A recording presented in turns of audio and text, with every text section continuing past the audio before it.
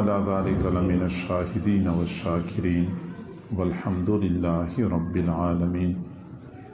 اللهم صل على سيدنا محمد وعلى آل سيدنا محمد وبارك وسلم.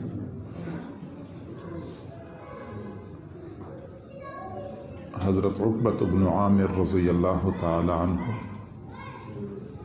حضور صلی اللہ علیہ وسلم کے جلیل القدر صحابی ہیں. وہ فرماتے ہیں کہ میں نے حضور صلی اللہ علیہ وسلم سے عرض کیا کہ اللہ کے نبی، نجات کس چیز میں ہے؟ اللہ کے قہر اور غضب سے، فتنوں سے، دنیا کی پریشانیوں سے بچاؤ اور نجات کس چیز میں ہے؟ تو آپ صلی اللہ علیہ وسلم نے نجات کا 3 نکاتی فارمولہ بتا دیا. 3 امور کا اہتمام کریں، اللہ کی ناراضگی سے بچ جائیں گے، فتنوں سے اور آزمائشوں سے بچ جائیں گے، پریشانیوں سے اور مسائل و آلام سے محفوظ ہو جائیں گے. ان میں سے سب سے پہلی بات، املک علیک لسانک، اپنی زبان کو قابو کر لے. وَلْيَسَعْكَ بَيْتُكَ، گھر میں سنبھل کے رہو. وَابْكِ عَلَى خَطِيئَتِكَ، اگر کبھی غلطی ہو جائے تو غلطی پہ معافی مانگنے میں دیر نہ کرو. ان 3 امور کا اہتمام کرنا چاہیے. سب سے پہلی بات کہ زبان کو قابو کر لو. زبان جسم کا وہ عضو ہے، اگر یہ خیر پہ آ جائے تو اس سے زیادہ بہتر اور کوئی عضو ہو نہیں سکتا، اور اگر یہ اپنا شر پھیلانا شروع کر دے تو پھر جسم کا بدترین ٹکڑا زبان ہے. چنانچہ حضرت لقمان علیہ السلام سے استاد نے کہا کہ بکری ذبح کر لو اور بکری کی جسم میں جو سب سے بدترین ٹکڑا ہے گوشت کا وہ لے آؤ. انہوں نے بکری ذبح کر لی اور زبان لے کے آ گئے.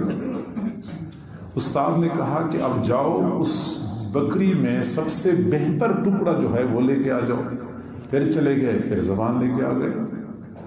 تو استاد نے کہا کہ میں نے بہترین ٹکڑے کا پوچھا، آپ زبان لے کے آئے. میں نے بدترین ٹکڑے کا پوچھا تو آپ زبان لے کے آئے. تو فرمایا کہ جی ہاں، اگر زبان اچھی ہو جائے تو سب سے بہتر عضو ہے جسم کا، اور اگر یہ شر پہ آ جائے، برائی پہ آ جائے تو سب سے برا عضو ہے انسانی جسم کا. اور عرب لوگ کہتے ہیں جرمہ صغیر و جرمہ کبیر. اس زبان کی جسامت تو چھوٹی ہے لیکن اس کا جرم بہت بڑا ہے.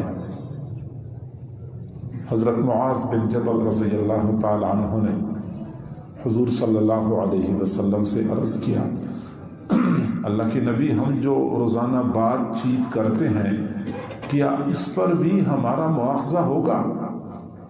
تو آپ صلی اللہ علیہ وسلم نے فرمایا، ثقلتک امک یا معاذ وهل يكب الناس على مناخرهم في النار الا حصائد السنتهم. و معاذ، تجھے تیری ماں روئے، قیامت کے دن اکثر لوگوں کو جہنم میں ان کی زبان اوندھے منہ پھینکے گی. یعنی زبان کی وجہ سے اکثر لوگ جہنم میں اوندھے منہ ڈالے جائیں گے. آپ صلی اللہ علیہ وسلم سے کسی نے عرض کیا، اللہ کے نبی، یہاں ایک خاتون ہے جو ہر دن روزہ رکھتی ہے اور پوری رات عبادت کرتی ہے، بس اتنی بات ہے کہ وہ اپنی زبان سے دوسرے لوگوں کو تکلیف پہنچاتی ہے، ایذا پہنچاتی ہے. تو حضور صلی اللہ علیہ وسلم نے فرمایا، لا خیر فیہا، لا خیر فیہا، لا خیر فیہا، ہی فی النار. ایسی عورت میں کوئی بھلائی نہیں ہے، کوئی بھلائی نہیں ہے، کوئی بھلائی نہیں ہے، یہ جہنم میں جائے گی۔ پورا دن، ہر دن روزہ رکھنے والی، پوری رات عبادت کرنے والی، لیکن زبان قابو میں نہیں ہے، زبان سے دوسرے لوگوں کو ایذا پہنچاتی ہے، فرمایا جہنم میں جائے گی۔ یہاں سے ہم اندازہ لگا سکتے ہیں کہ یہ زبان کسی بھی بندے کے لیے کس قدر خطرناک ہو سکتی ہے، اور وہی لوگ کامیاب ہو گئے، وہی لوگ نجات پا گئے جنہوں نے زبان کو قابو کر لیا۔ دنیا میں بھی زبان بندے کو پریشانیوں میں ڈالتی ہے، زبان کی حفاظت بندے کو بے شمار پریشانیوں سے بچاتی ہے۔ ہمارے گھروں کے اندر جو لڑائی جھگڑے ہوتے ہیں زبان کی وجہ سے ہی تو ہوتے ہیں۔ ساس بہو کے درمیان مکھوں کی لڑائی تو شاید ہی کبھی کبھار ہو، ورنہ اکثر زبان کے مسئلے ہوتے ہیں۔ بلکہ میں کہوں میاں بیوی کے درمیان مکھ کبھی کبھار چلتے ہیں، اکثر زبان کی لڑائی ہوتی ہے۔ یعنی زبان کے غلط استعمال نے دنیا کو فساد کدہ بنایا ہوا ہے۔ کبھی آپ کچہریوں میں جائیں تو جتنے بھی کیس ہوتے ہیں مدعی اور مدعا علیہ سارے وہ ہوتے ہیں جو زبان والے ہوتے ہیں۔ گونگے کبھی آپ کو کچہری میں نظر نہیں آئیں گے، کیونکہ وہ یہ زبان استعمال نہیں کر سکتے، اس لیے وہ بچے ہوتے ہیں۔ تو لہٰذا ہمیں چاہیے کہ فتنوں سے بچاؤ، اللہ رب العزت کی ناراضگی سے بچاؤ کے لیے اپنی زبان کے استعمال میں احتیاط کریں۔ حضور صلی اللہ علیہ وسلم نے کسی بھی مسلمان کے اسلام کا معیار بتایا ہے کہ مسلمان کون ہوتا ہے۔ المسلم من سلم المسلمون من لسانہ و یدہ، حقیقی معنوں میں مسلمان وہ ہوتا ہے جس کی زبان اور ہاتھ سے دوسرے مسلمان سلامت رہیں۔ محدثین فرماتے ہیں کہ حضور صلی اللہ علیہ وسلم نے زبان کا ذکر پہلے کیا ہے، ہاتھ کا ذکر بعد میں کیا ہے، کیونکہ زبان کا شر، زبان کا ضرر عام ہے اور تام ہے۔ عام سے مراد یہ ہے کہ ہاتھ سے تو آپ صرف سامنے والے کو تکلیف پہنچا سکتے ہیں، لیکن زبان سے آپ جو موجود ہے اس کو بھی ایذا پہنچا سکتے ہیں، جو موجود نہیں ہے اس کی برائیاں بیان کر کے اس کو بھی ایذا پہنچا سکتے ہیں۔ جو وفات پا چکے ہیں مردے بھی زبان کے شر سے محفوظ نہیں ہے، وہ قبروں میں چلے گئے، لوگ پیچھے سے بولتے رہتے ہیں، ایذا پہنچاتے ہیں۔ بلکہ میں اگلی بات کروں کہ جو ابھی دنیا میں نہیں آئے ہوتے اس کو بھی ایذا پہنچا رہے ہوتے ہیں، ابھی اس کا آثار ظاہر ہو جاتے ہیں۔ ابھی کوئی بچہ دنیا میں آیا نہیں ہوتا لیکن لوگ باتیں کرنا شروع کر دیتے ہیں، ابھی آیا نہیں ہے لوگوں نے ایذا پہنچانی شروع کر دی۔ تو زبان کا ضرر عام ہے اور زبان کا ضرر تام ہے۔ ہمیں چاہیے کہ اپنی زبان کو قابو کریں۔ زبان کے حوالے سے ہماری چند بڑی غلطیاں ہیں۔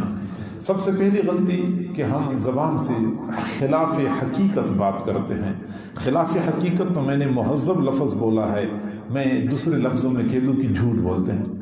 جھوٹ بولتے ہیں، اور جھوٹ ایسا ہمارے معاشرے میں عام ہو چکا ہے کہ کوئی اور گناہ ہمارے معاشرے میں اتنا عام نہیں ہے۔ بدنظری عام ہے لیکن بدنظری اتنی عام نہیں ہے۔ حرام خوری عام ہے، رشوت عام ہے، سود کھانا عام ہے، لیکن وہ گناہ جس نے پورے معاشرے کو لپیٹ میں لے رکھا ہے وہ جھوٹ ہے۔ چنانچہ آج ہم دیکھتے ہیں گھر میں جھوٹ بولا جاتا ہے، خاوند بیوی کے سامنے جھوٹ بولتا ہے، بیوی خاوند کے سامنے جھوٹ بولتی ہے، والدین اولاد کے سامنے جھوٹ بولتے ہیں، اولاد والدین کے سامنے جھوٹ بولتی ہے۔ گھروں کے اندر جھوٹ کا ماحول بنا ہوا ہے۔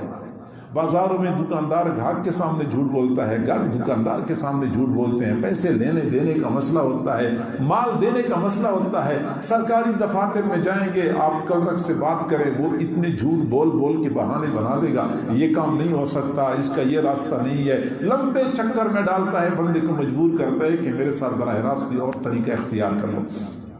سرکاری دفاتر میں جھوٹ، بازاروں میں جھوٹ ہے، کچہریوں میں تو وکیلوں کا کام ہی یہی ہوتا ہے کہ مدعی کو جھوٹا دعویٰ کرنا سکھا دو، جھوٹی درخواست دلوا دو، اگلا وکیل مدعا علیہ کو جھوٹ بتاتا ہے، گواہوں کو جھوٹ سکھایا جاتا ہے۔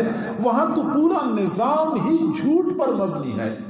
اور پھر ہماری حکومتوں کا سلسلہ تو ایسا ہے کہ انہوں نے باقاعدہ جھوٹ بولنے کے لیے وزیر رکھے ہوتے ہیں کہ تمہارا کام ہی جھوٹ بول بول کے لوگوں کو مطمئن کرنا ہے یا دوسروں کے خلاف پروپیگنڈے کرنے ہیں. یعنی پورے معاشرے کو اس جھوٹ نے لپیٹ میں لے رکھا ہے. ہماری مملکت، ہمارے معاشرے کا کوئی کونا بھی اس جھوٹ سے خالی نہیں ہے. اور حضور صلی اللہ علیہ وسلم نے فرمایا کہ جب کوئی بندہ جھوٹ بولتا ہے تو اس کے منہ سے بدبو آتی ہے، اور اتنی بدبو آتی ہے کہ کرامن کاتبین فرشتے بھی نہیں ٹھہر سکتے، وہ بھاگ جاتے ہیں، 1 میل تک دور چلے جاتے ہیں، پھر کچھ دیر بعد واپس لوٹ کے آتے ہیں، بدبو ختم ہو چکی ہوتی ہے. جب یہ پھر جھوٹ بولتا ہے تو پھر وہ بھاگ جاتے ہیں. یعنی فرشتے بھی اس بدبو کے سامنے ٹھہر نہیں سکتے. اور پھر آپ علیہ الصلوۃ والسلام نے فرمایا کہ ایک آدمی جھوٹ بولتا ہے، جھوٹ بولتا ہے، جھوٹ بولتا ہے، یہاں تک کہ اس کو اللہ کے دفتر میں، اللہ کی کتاب میں جھوٹا لکھ دیا جاتا ہے. گویا کہ اس کے بارے میں فیصلہ ہو گیا ہے کہ بس اب یہ جھوٹا ہے، اس کو جھوٹوں کی فہرست میں شامل کر دیا جاتا ہے. اور اس جھوٹ کی بھی کئی درجے ہوتے ہیں. بعض جھوٹ دوسرے بعض جھوٹ سے اعلیٰ درجے کا ہوتا ہے. مثلا سب سے برا جھوٹ وہ اللہ کی ذات کے بارے میں جھوٹ ہے. مثلا کوئی بندہ جھوٹا دعویٰ کر لے کہ مجھے نبوت ملی ہے، یہ بدترین جھوٹ ہے. یا وہ یہ دعویٰ کرے کہ مجھے الہام ہوا ہے، چونکہ الہام بھی اللہ کی جانب سے ہوتا ہے، جھوٹا دعویٰ کر لیا.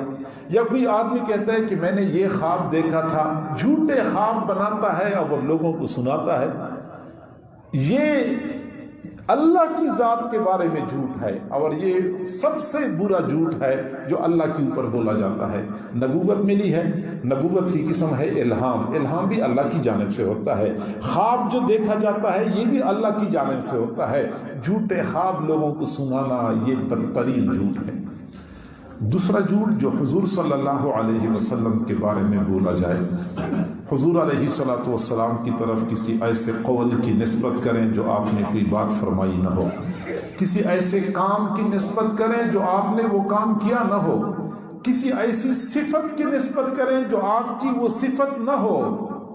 آپ کی طرف کسی ایسے قول اور فعل اور صفت کی نسبت کرنا جو حقیقت پر محمول نہ ہو، اس کو ہم کذب علی النبی کہتے ہیں. یہ بدترین جھوٹ ہے.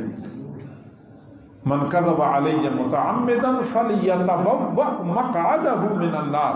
جو بندہ مجھ پر قصداً جھوٹ بولتا ہے تو وہ جہنم میں اپنے لیے ٹھکانہ بنا دے. اور جھوٹ کا تیسرا درجہ جو اپنے والدین کے بارے میں جھوٹ بولا جائے، والدین کے بارے میں جھوٹ بولا جاتا ہے. ہمارے معاشرے میں کئی مرتبہ ایسا ہوتا ہے کہ بے اولاد جوڑے اپنے عزیز و اقارب میں سے کسی بچے کو لے لیتے ہیں اور پھر پالتے ہیں، اور پالنے کا مقصد یہ ہوتا ہے کہ اپنے گھر کو آباد رکھنا ہوتا ہے. دوسری جانب بچے پر یہ احسان کرتے ہیں کہ بچے کو اپنا بیٹا لکھوا لیتے ہیں کاغذات میں، سرکاری ریکارڈ میں، کہ بعد میں ہمارا وارث پھر یہی بچہ بنے گا، ہمارا سرمایہ سارا اس کو منتقل ہو جائے گا. پھر عمر بھر کے لیے میاں بیوی اس بچے کو اپنا بیٹا ظاہر کرتے ہیں، اور بچہ عمر بھر کے لیے اپنے والد کو چھوڑ کے دوسرے بندے کو اپنا والد ظاہر کرتا ہے. گویا کہ جھوٹ کا ایک سلسلہ شروع ہو جاتا ہے. شناختی کارڈ میں، سرکاری کاغذات میں، اسکول کے ڈاکومنٹس میں، ہر جگہ پہ اپنے والد کی بجائے دوسرے بندے کا نام لکھوایا جاتا ہے.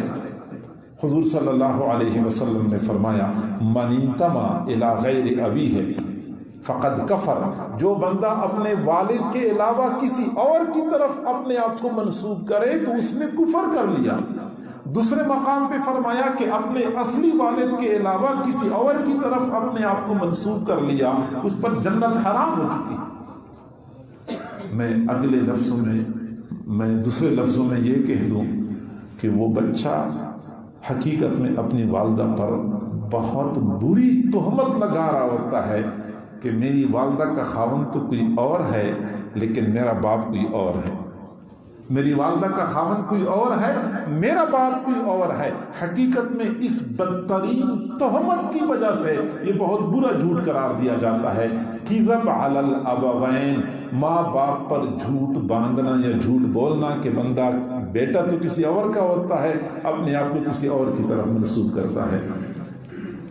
اور اگلا درجے کا جھوٹ وہ ہے جو عدالت میں بولا جائے، کیونکہ عدالت میں جو جھوٹ بولا جاتا ہے وہ حقیقت میں نظام عدل کو متاثر کرنے کے لیے بولا جاتا ہے، نظام عدل کو خراب کرنے کے لیے بولا جاتا ہے۔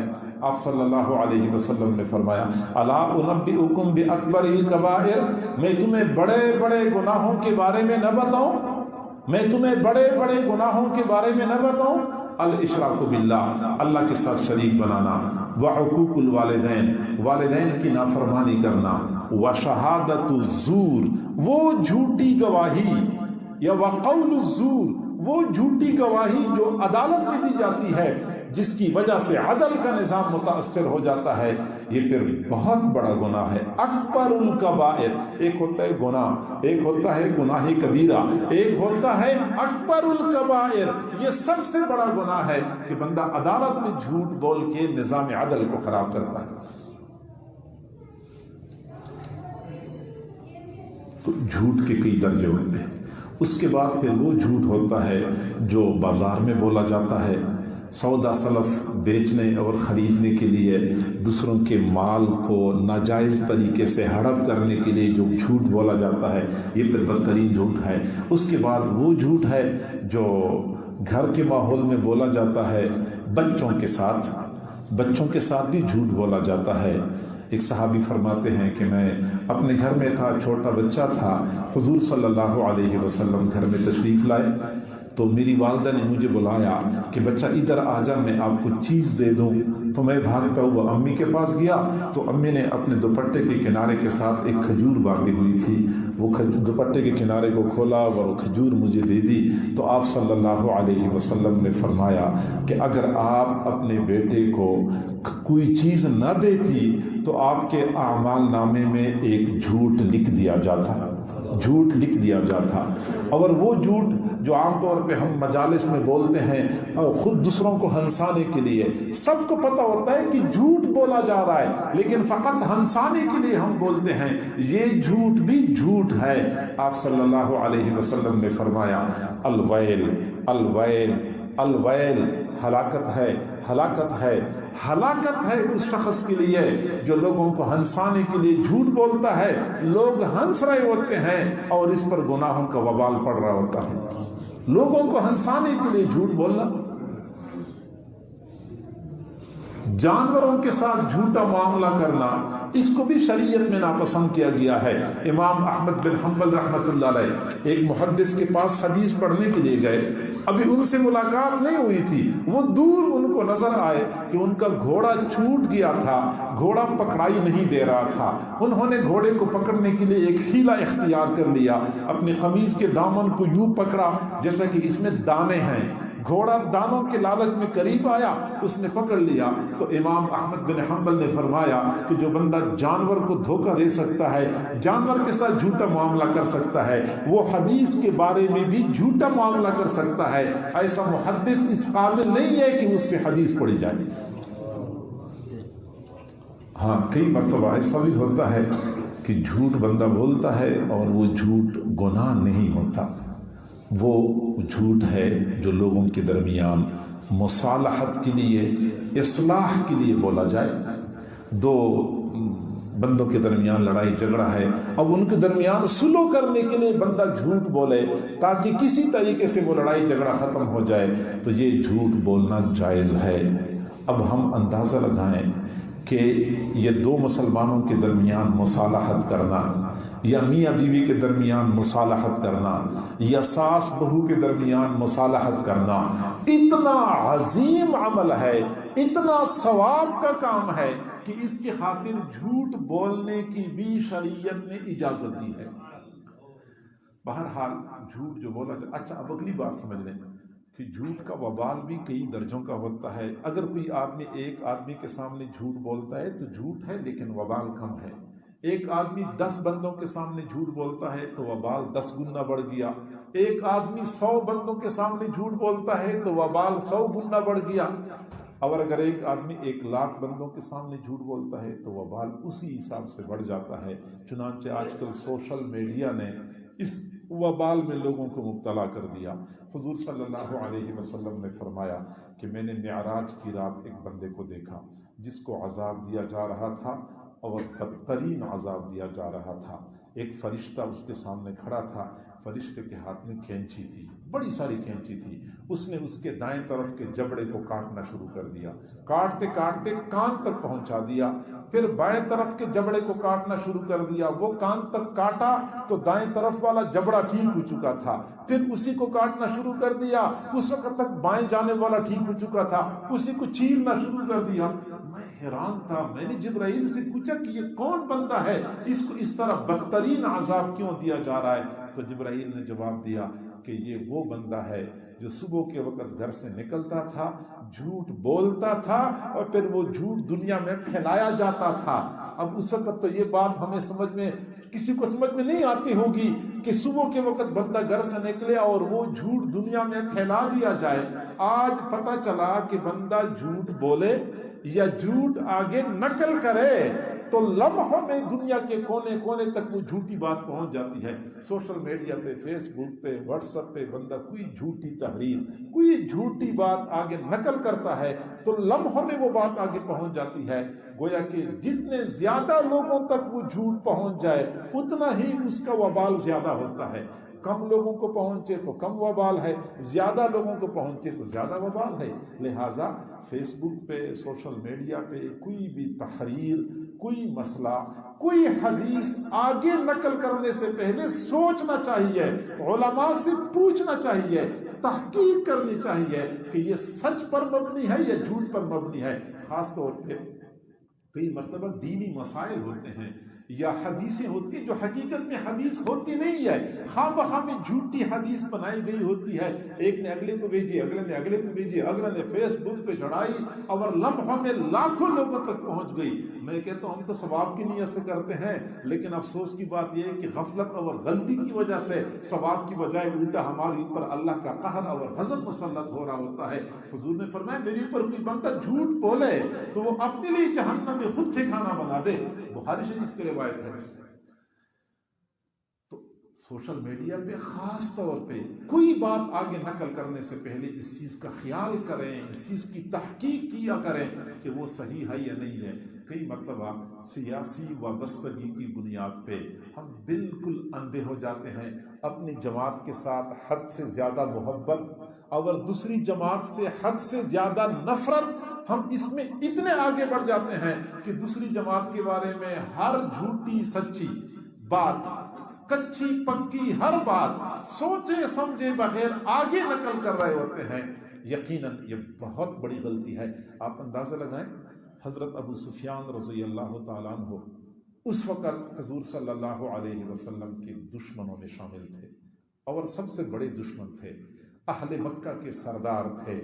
جب وہ ہرقل جو روم کا بادشاہ تھا، روم کے بادشاہ کے دربار میں تھے، تو روم کے بادشاہ نے کچھ سوالات پوچھے تھے حضور صلی اللہ علیہ وسلم کے بارے میں، تو حضرت ابو سفیان رضی اللہ عنہ نے تمام سوالات کے جوابات دیے اور فرماتے ہیں کہ تمام سوالات میں ایک سوال میں بھی میں نے ایک بال کے برابر جھوٹ نہیں ملایا۔ حالانکہ میں جھوٹ بول سکتا تھا، میں نے اس لیے نہیں جھوٹ بولا کہ میرے ساتھ مکہ کے کچھ لوگ بھی تھے۔ اگر میں جھوٹ بول لیتا تو مکہ میں یہ بات مشہور ہو جاتی کہ ابو سفیان نے جھوٹ بولا تھا۔ یعنی حضور صلی اللہ علیہ وسلم کے ساتھ اتنی دشمنی، غزوہ بدر اور احد اور خندق، متعدد غزوات ہوئے تھے، ان کو تکلیف اور نقصان پہنچانے کا کوئی موقع ہاتھ سے نہیں جانے دیا کرتے تھے، لیکن ان کے بارے میں جھوٹ بولنا کافروں کو بھی گوارا نہیں تھا۔ 360 بتوں کو پوجنے والے جھوٹ نہیں بولا کرتے تھے۔ لوگ کیا کہیں گے؟ آج تو چھوٹے اور بڑے اور بڑوں سے بڑے، اوپر سے لے کے نیچے تک ہر بندے کی زبان پہ جھوٹ، اور بعض مرتبہ تو جھوٹ ہم بولتے ہیں اور ہمیں احساس نہیں ہوتا کہ میں نے جھوٹ بولا ہے، یعنی اس کو ہم نفرت ہی محسوس نہیں کرتے، اس کو ہم جھوٹ کے کھاتے میں ڈالتے نہیں ہیں۔ ایک آدمی سفر کر رہا ہوتا ہے، اگلے آدمی نے فون کر لیا کہ کہاں پہنچ گئے، کہتے میں پیسرا پہنچ گیا، حالانکہ پیسرا سے 5 کلومیٹر پیچھے ہوتی ہے، میں پیسرا پہنچ گیا۔ اب یہ جھوٹ نہیں ہے، میں فلاں جگہ پہنچ گیا، حالانکہ پہنچا نہیں ہوتا۔ موبائل فون نے تو ویسے بھی جھوٹ کا سلسلہ اتنا آگے بڑھایا، بندہ گھر میں ہوتا ہے کہتا میں لاہور میں ہوں، لاہور میں ہوتا ہے کہ میں فیصل آباد میں ہوں، یعنی جھوٹ بولنا اتنا ہو چکا۔ تو ہمیں اس سے اجتناب کرنا، سوچنا چاہیے کہ ایسا نہ ہو کہ میں جھوٹ میں آ جاؤں۔ ایک آدمی نے کال کر لی اور آپ نے جواب دیا کہ بس میں آپ کو 5 سیکنڈ کے بعد کال کرتا ہوں، حالانکہ 5 سیکنڈ میں کون کال کر سکتا ہے؟ سب کو پتہ ہے کہ کال نہیں ہو سکتی۔ اچھا میں آپ کو 1 منٹ میں کال کرتا ہوں، میں 5 منٹ میں کال کرتا ہوں، حالانکہ اس کا ارادہ کوئی نہیں ہوتا، تو جھوٹ ہے اور کیا چیز ہے؟ بندہ یہ کہہ دے کہ میں تھوڑی دیر بعد کال کرتا ہوں، یہ بات سمجھ میں آتی ہے؟ کاروباری لوگ وعدے کرتے ہیں، جھوٹے وعدے کرتے ہیں، کوئی پروگرام نہیں ہوتا سامان دینے کا، پیسے دینے کا، لیکن جھوٹ بولا جا رہا ہوتا ہے۔ تو جھوٹ سے اجتناب کرنا چاہیے۔ ایک تو زبان کی غلطیوں میں سے بڑی غلطی جھوٹ ہے۔ آپ اندازہ لگا سکتے ہیں کہ کفر کی کئی درجے ہیں، مثلا یہودی بھی کافر ہیں، عیسائی بھی کافر ہیں، ہندو اور سکھ بھی کافر ہیں، لیکن بدترین کافر منافق ہوتا ہے۔ بدترین کافر منافق سب سے برا کافر ہوتا ہے۔ اور نفاق کی نشانی کیا ہے؟ حضور صلی اللہ علیہ وسلم نے نفاق کی نشانی یہ بتائی ہے کہ وہ بات کرتا ہے تو جھوٹ بولتا ہے، جھوٹ بولنا نفاق کی نشانی ہے۔ ایک تو ہم جھوٹ بولتے ہیں۔